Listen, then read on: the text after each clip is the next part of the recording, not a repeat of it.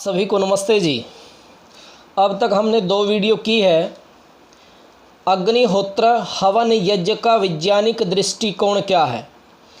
Facebook के अनिल आर्य खेत्र page पर आप वो दोनों पहले वाली जो वीडियो हो वो देख सकते हैं, जिससे कि आपको पूरा विषय समझ में आ जाए कि अग्निहोत्र हवन यज्ञ का वैज्ञानिक दृष्टिकोण क्या है। क्योंकि आज वर्तमान में आधुनिकता में साइंटिफिक सोच रखने वाले, तार्किक सोच रखने वाले जो युवा हैं, बुद्धिजीवी व्यक्ति हैं, वो जानना चाहते हैं कि ये बेफालतू का हवन यज्ञ क्यों किया जा रहा है, इसमें महंगी औषधियाँ क्यों डाली जाती हैं, घी क्यों डाला जाता है, जहां आज 800 रुपये घी हो चुका है।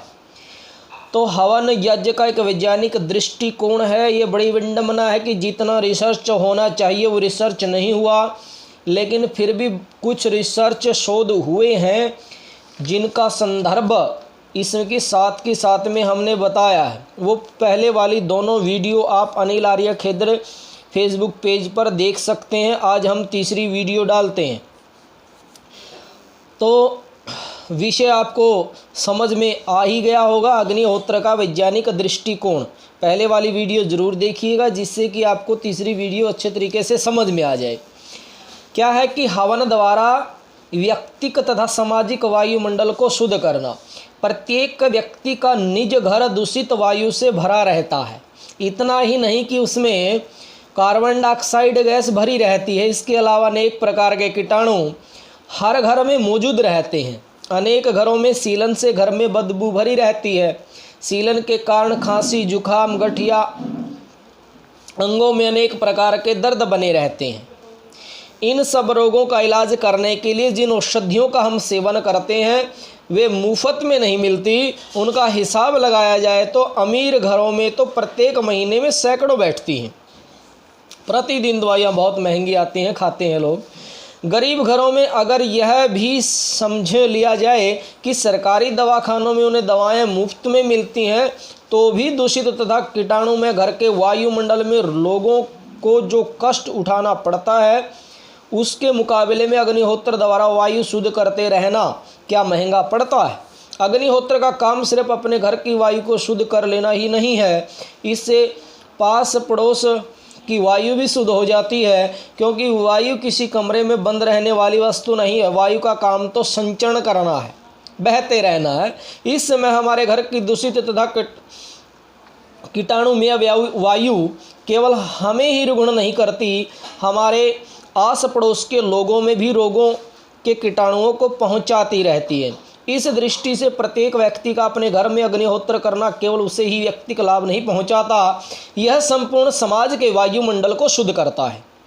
जब घर घर में यज्ञ हवन होगा, अग्नि जलेगी, दूषित कीटाणु नष्ट होंगे, तब सारे समाज का वायुमंडल शुद्ध हो जाएगा और कीटाणुओं के नष्ट हो जाने से हर व्यक्ति रुग्ण, रोगी नहीं दिखलाई देगा।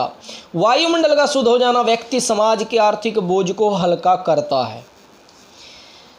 क्योंकि जब हमने विचार किया कि ये महंगा तो पड़ता है, घी भी जलेगा, औषधियाँ भी जलेगी, लेकिन जब हम तुलना करते हैं कि अब जब प्रतिदिन इतनी महंगी महंगी दवाइयाँ खाते हैं और उसके बावजूद भी पता नहीं हम ठीक होंगे कि नहीं होंगे, और अंग्रेजी दवाइयों से एक जब बीमारी ठीक होते हैं तो दूसरी बीमारी भी चालू हो जाती है। अभी जैसे कोरोना काल में आपने देखा होगा कि गर्म चीज़ें खा रहे हैं, गर्म दवाइयाँ खा रहे हैं, एसिडिटी की प्रॉब्लम बराबर में साइड से हो गई, लीवर पे सूजन साइड से हो गई, तो काफ़ी दिक्कत आती है। हवन द्वारा व्यक्तिगत तथा सामाजिक रोगों को दूर करना। हवन यज्ञ द्वारा व्यक्तिगत तथा सामाजिक रोगों को दूर करना, यह तो हम देख ही चुके हैं कि हवन से वायुमंडल शुद्ध होता है। जो थोड़ा बहुत कार्बन डाइऑक्साइड गैस पैदा होता है तो उसका सुगंधित द्रव्यों के जलने से भरपूर प्रतिकार हो जाता है। इसके अतिरिक्त अग्निहोत्र का दूसरा लाभ यह है कि अग्नि के जलने, औषधियों के अग्नि द्वारा परमाणुओं में विभक्त हो जाने से उनके रोगों के नाशक तत्व हमारे घर के छोटे से छोटे छिद्रों में जाकर रोगजनक कीटाणुओं का नाश कर देते हैं। सामग्री में जितनी औषधियाँ पड़ती हैं सब कीटाणुनाशक हैं। शंका करने वाला कह सकता है कि कीटाणुओं के नाश के लिए फिनाइल का प्रयोग क्यों न कर लिया जाए। ठीक बात है। अगर फिनाइल तथा एंटीसेप्टिक पदार्थ मुफ्त में बंटते तब बात दूसरी है। उनका खर्च तो कॉस्ट औषधियों से ज़्यादा पड़ जाता है, क्योंकि सस्ती वो भी नहीं है, वो भी महंगी पड़ेंगी और वो स्वास्थ्य के लिए भी हानिकारक होती हैं। इसके अतिरिक्त अग्निहोत्र तो एक धार्मिक संस्कार है जो प्रतिदिन वैदिक धर्मी को धार्मिक तौर पर प्रात्यसाय करना होता है। मनुष्य का ऐसा स्वभाव है कि धर्म के साथ जो बात जुड़ जाती है उसे वह नैतिक कर्म के रूप में करने लगता है, अन्यथा उसे करने में तर्क वितर्क में उलझा रहता है। अगर फिनाइल ही डालनी है तो रोज क्यों डाली जाए, जब ज़रूरत हो तभी उसका प्रयोग क्यों न किया जाए।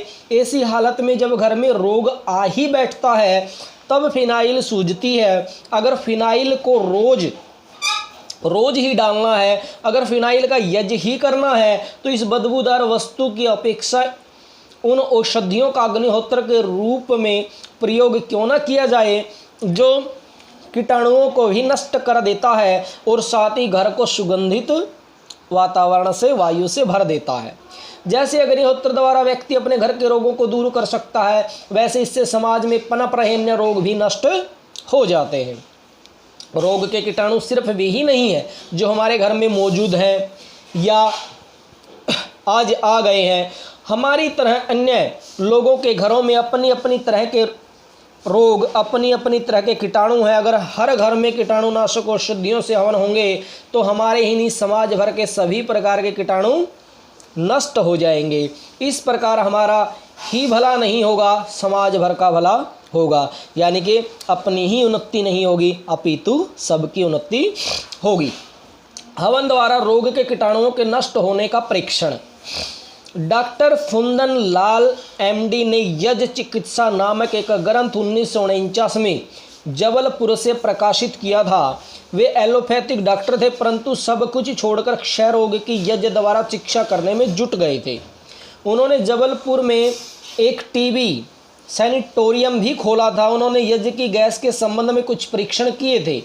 यज्ञ चिकित्सा नामक ग्रंथ के 193वें पेज पृष्ठ पर वे लिखते हैं, कांच की 12 शीशियाँ ली गई और वैज्ञानिक रीति से उन्हें नितांत शुद्ध कर लिया गया तथा उनके कृमि इत्यादि सब निकाल दिए गए। उसके पश्चात 2-2 शीशियों में दूध, मांस इत्यादि 6 वस्तुएं भरी गई। अब 6 शीशियों को एक ओर, 6 शीशियों की दूसरी ओर रख दिया गया। उनमें से एक ओर वाली शीशियों में हवन गैस पहुंचाएगी, दूसरी ओर की शीशियों में उदान जो शुद्ध वायु भर दी गई, वैसे जो शुद्ध वायु हो वो भर दी गई। शीशियाँ बंद करके रख दी गई और नित्य प्रति उनका निरीक्षण करते रहे। परिणाम यह निकला कि जिन शीशियों में उद्यान की वायु थी उनमें सड़ांध शीघ्र प्रारंभ हुआ और शीघ्रतापूर्वक बढ़ रहा था। इसके विपरीत जिन शीशियों में हवन गैस पहुंचाई गई थी उनमें सड़ांध देर से प्रारंभ हुआ और धीरे धीरे बढ़ता रहा, जिसका मतलब साफ है कि हवन गैस औषधन युक्त उद्यान की शुद्ध वायु से भी सड़ांध को अधिक रोकती है। यह परीक्षण हवन की साधारण सामग्री से किया गया था।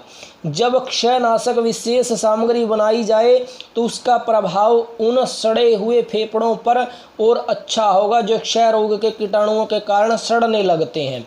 साथ ही यह परीक्षण यह भी सिद्ध करता है कि लोग नित्य प्रति हवन करते हैं उनके शरीर में इस प्रकार के रोग उत्पन्न ही नहीं हो सकते जिनमें किसी भीतरी स्थान में पीप उत्पन्न हो, और यदि कहीं उत्पन्न हो तो नित्य प्रति हवन गैस पहुंचने से मवाद तुरंत सूख जाएगा और अक्षत अच्छा हो जाएगा। इसके अतिरिक्त एक और परीक्षण किया गया। हवन गैस को पानी में मिलाकर उससे बाहर के सड़े गले क्षत धोए गए।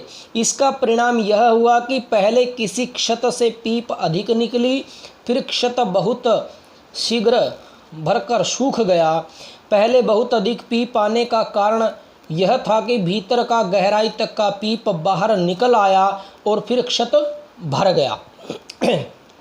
ये हवन द्वारा वृष्टि की कमी को दूर करना, जो वर्षा है उसकी कमी को दूर किस तरीके से हवन द्वारा किया जा सकता है। हवन द्वारा वायु शुद्ध होती है, रोगों के कीटाणुओं का नाश होता है। हवन के इन दोनों लाभों के अलावा इसका तीसरा लाभ अनावृष्टि के समय वृष्टि की कमी को दूर करना है। यज्ञ में घी का प्रयोग वर्षा लाने में कैसे सहायक बनता है, इस संबंध में श्रीयुत आत्मा राम जी ने 1924 में प्रकाशित अपनी पुस्तक संस्कार चंद्रिका में लिखा है, घी के अणु वर्षा बरसाने में अपूर्व साधन है। पानी और घी दो ऐसे पदार्थ हैं जो सर्दी में जम जाते हैं और गर्मी में पिघल जाते हैं। जिस सर्दी में पानी नहीं जमता उसमें घी जम जाता है। हवन में जब घी के अणु सूक्ष्म होकर ऊपर उठते हैं तो वायु में डोलने वाले बादलों के तल के पास ही पहुंचकर स्वयं जम जाने से उनको भी जमाने और बरसाने का काम करते हैं। पश्चिमी साइंस सदा कहते हैं कि बादलों के नीचे के भाग अर्थात तल में यदि कृत्रिम रीति से सर्दी पहुंचाई जा सके तो बादल बरस सकता है। इसका अभिप्राय यह हुआ कि घी के परमाणु जब आसमान में चढ़कर बादलों के तले में पहुंचते हैं तब वहां की ठंड के कारण वे जम जाते हैं। घी के परमाणुओं के जमने के कारण उनके साथ संपर्क में आने वाले बादलों के वाष्प के कण भी घी के ठंडे परमाणुओं की वजह से भाप की जगह पानी बन जाते हैं और बरस पड़ते हैं। आसमान में हर समय भाप के रूप में पानी रहता ही है। यज्ञ द्वारा आसमान में चढ़ने वाले घी के परमाणु घी होने के कारण वहाँ की ठंड से जम जाते हैं और साथ लगी सारी वाष्प को ठंडा कर देते हैं। वाष्प के ठंडा होने का अर्थ है पानी का बरस पड़ना। इस प्रकार हवन वर्षा लाने में सहायक होते हैं। ऊपर हमने अग्निहोत्र के जिन 4 उद्देश्यों का जिक्र किया उनसे यह स्पष्ट हो जाता है कि अगर अग्निहोत्र से ये 4 लक्ष्य पूर्ण हो जाते हैं तो इस पर व्यक्ति तथा समाज का जो आर्थिक व्यय होगा उसकी तुलना में व्यक्ति तथा समाज को स्वास्थ्य तथा अन्य दृष्टियों से आर्थिक लाभ बहुत अधिक होगा। मैंने आपको पहले बताया था कि इसमें 4 से 5 वीडियो बन सकती हैं, 10-10, 12-12 मिनट की छोटी वीडियो, ताकि आसानी से अपलोड भी हो सके और आराम से सुनी भी जा सके। तो अभी ये तीसरी वीडियो होगी। आप पहले वाली दोनों वीडियो को ध्यान से सुनिएगा। अब आगे हम अग्निहोत्र की सामग्री के संबंध में विचार करेंगे कि कौन सी सामग्री डाली जाती है, सुगंधित द्रव्यों के संबंध में क्या विचार है, मधुर पदार्थों के संबंध में विचार, रोगनाशक औषधियों संविधाओं के संबंध में विचार। इस तरीके का ये पूरा वैज्ञानिक दृष्टिकोण अग्निहोत्र का हम पढ़ेंगे। लगभग इसके अलावा 2 वीडियो और बनेंगी, वो भी आप ध्यान से सुनिएगा और पहले वाली दोनों वीडियो आप ध्यान से सुनिएगा और शेयर ज़रूर कर दीजिएगा। वो क्यों कर दीजिएगा? वो इसलिए कर दीजिएगा ताकि ज्ञान ज़्यादा से ज़्यादा फैले। वर्तमान में सोशल मीडिया पर अश्लीलता फैल रही है, अपना अपना परोस रहे हैं। अच्छा परोसेंगे तो अच्छा ही मिलेगा। सभी को नमस्ते जी।